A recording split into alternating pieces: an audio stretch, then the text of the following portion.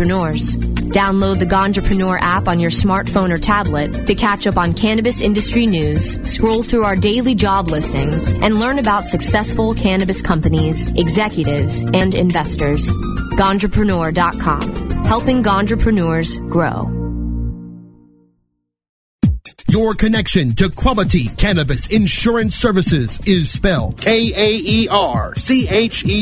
That's Karcher Insurance. We have worked with ventures like cannabis for over 60 years. We're proud to represent over 50 companies with tailor-made cannabis plans for owners just like you to insure your product, your plants, and your pursuits. K-A-E-R-C-H-E-R spells out their full-service insurance services ranging from commercial to bonds to personal, from life to health, and more. Contact the team at KarcherInsurance.com and let our experience work for you. That's K-A-E-R-C-H-E-R Insurance.com.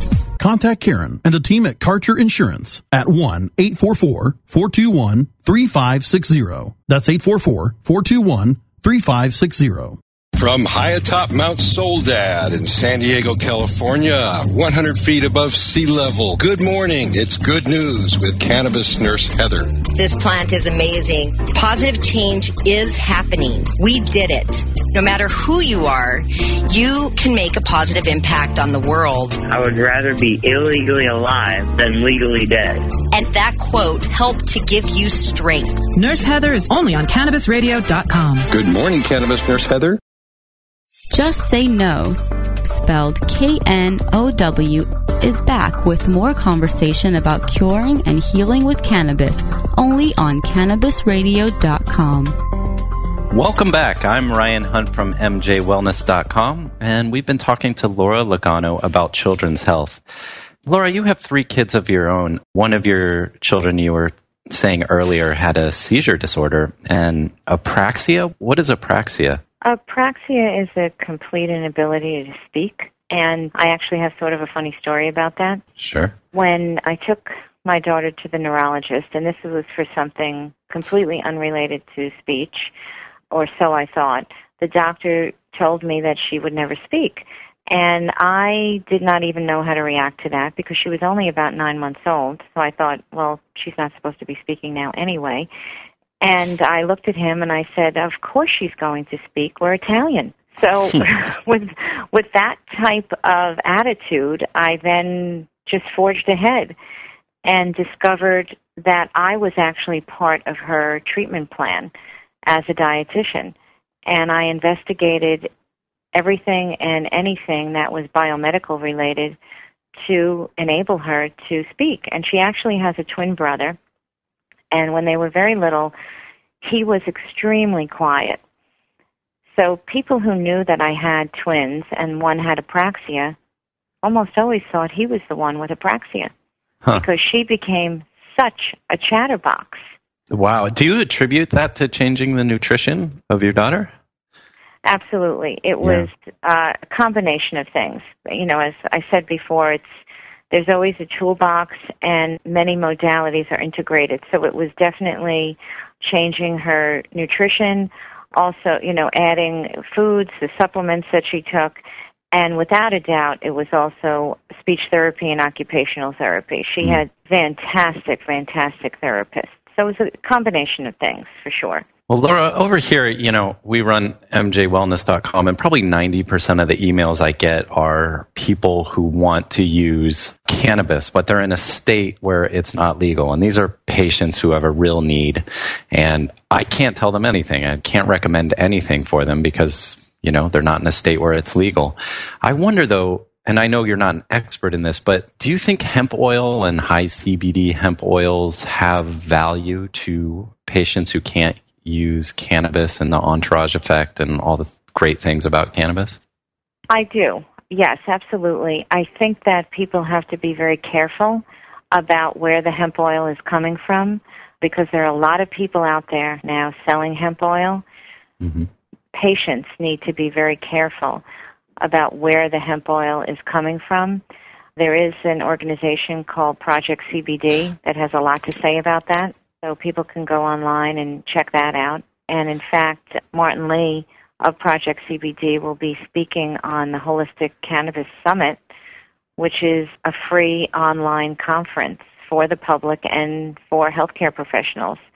That's going to be taking place in February, from February 16th to the 19th. So people can just check that out at holisticcannabissummit.com. And not only will Project CBD presenting, but many, many other people. We have over 20 speakers, all things cannabis.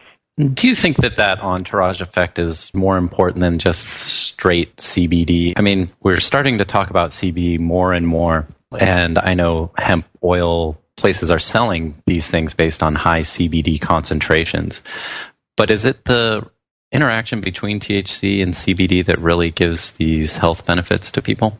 Absolutely. And, the THC content does not have to be through the roof.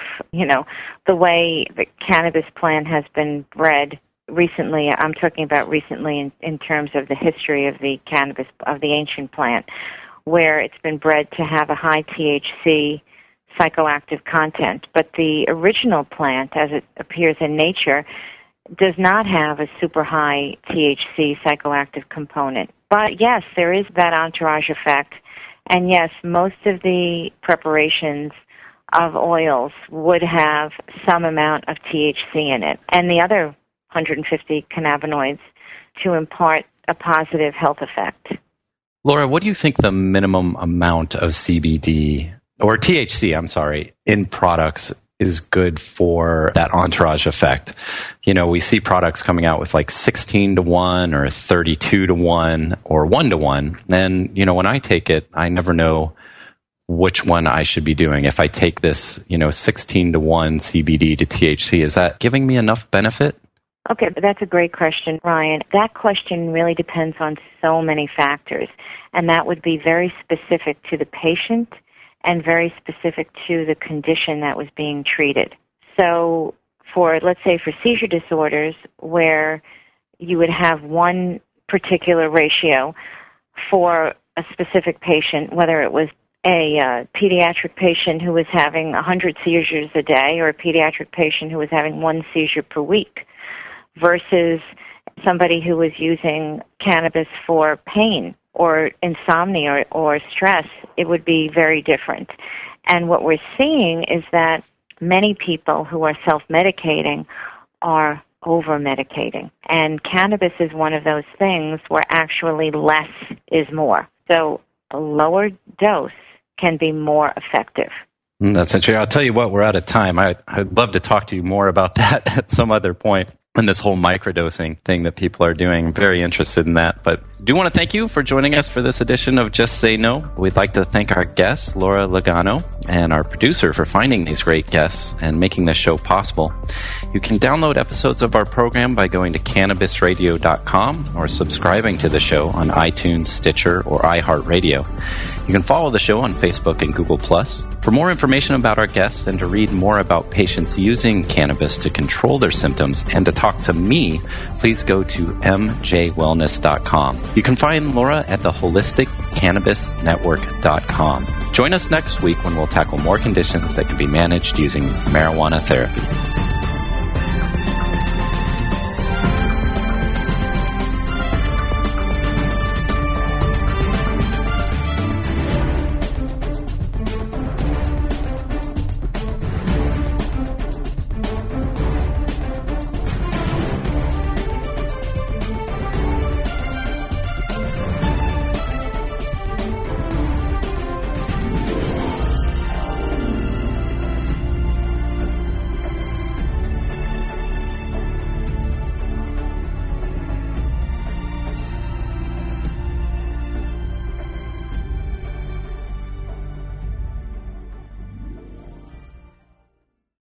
The opinions expressed on this CannabisRadio.com program are those of the guests and hosts and do not necessarily reflect those of the staff and management of CannabisRadio.com. Any rebroadcast or redistribution without proper consent of CannabisRadio.com is prohibited.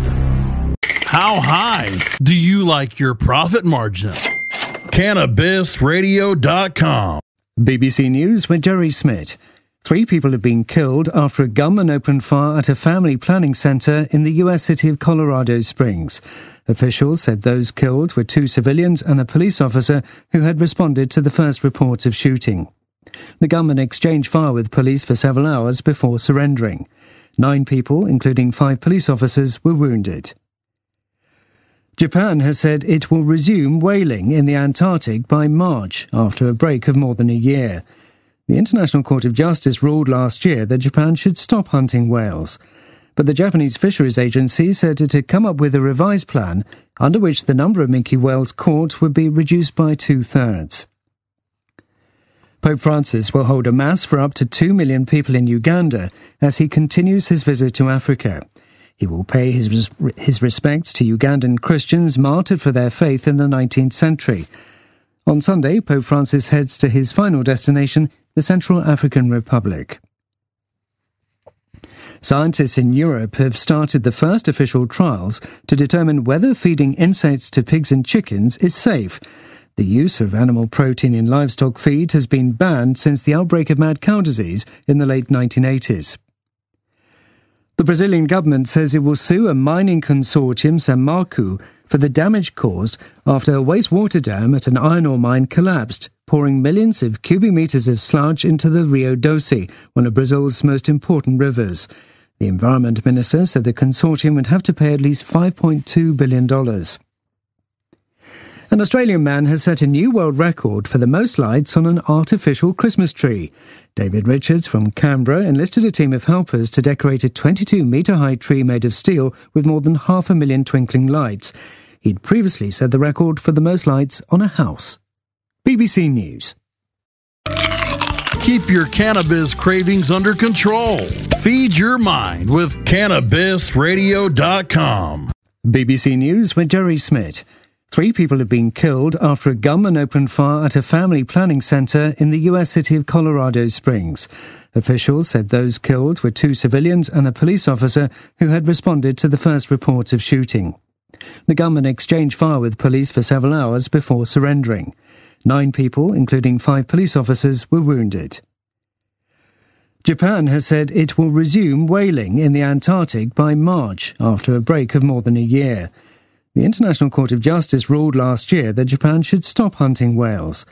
But the Japanese Fisheries Agency said it had come up with a revised plan under which the number of minke whales caught would be reduced by 2/3. Pope Francis will hold a mass for up to 2 million people in Uganda as he continues his visit to Africa. He will pay his respects to Ugandan Christians martyred for their faith in the 19th century. On Sunday, Pope Francis heads to his final destination, the Central African Republic.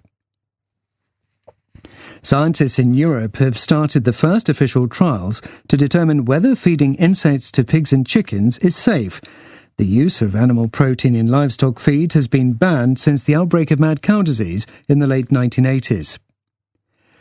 The Brazilian government says it will sue a mining consortium, Samarco, for the damage caused after a wastewater dam at an iron ore mine collapsed, pouring millions of cubic meters of sludge into the Rio Doce, one of Brazil's most important rivers.